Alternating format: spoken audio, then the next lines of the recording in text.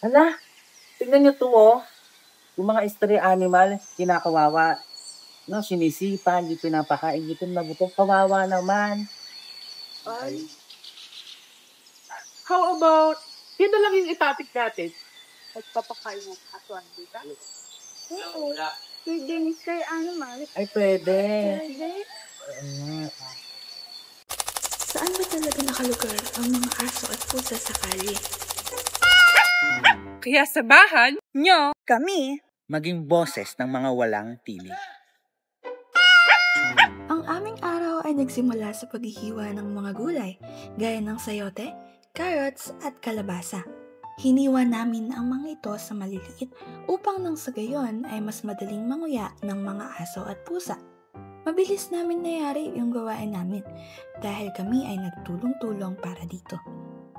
Sumunod namin gawin ang paghuhugas nito at paglaga ng gulay at syempre ang chicken breast para magkaroon ng aroma na nakakatakam sa aso at pusa.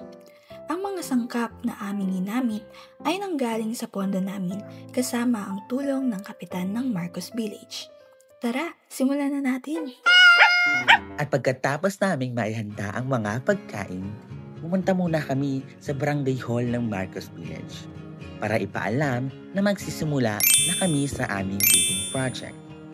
Pagkatapos noon, nagsimula na kaming maglibot sa barangay Marcos para pakainin ang mga aso at pusa sa paligid.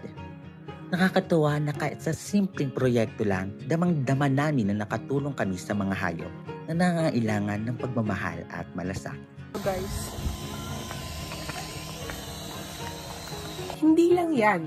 Habang kami ay naglalakad papunta sa kanila, makikita mo ang tuwa sa kanilang mga mukhang papalapit sa amin.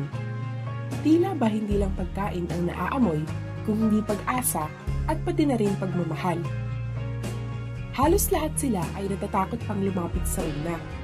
Ngunit ng kanilang maamoy ang sarap na pagkain aming inihanda, masaya pa nilang winagwag ang kanilang mga buntot papalapit sa amin.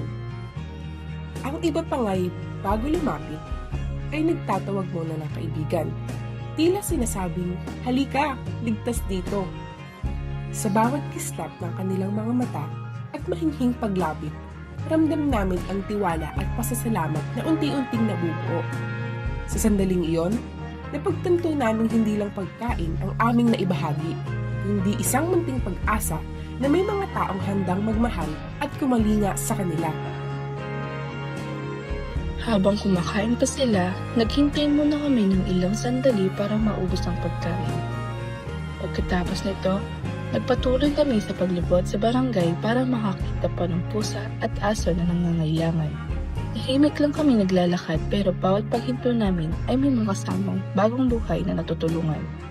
Nilapag namin ang pagkain, umalis ng dahan-dahan at hinayaan silang kumain ng panatag. Doon namin napagtanto na minsan ang kabutihan ay hindi kailangan makita o palakpakan. Sapat nang alam mong may natulungan ka kahit isang munting nilalang lang sa kalsada.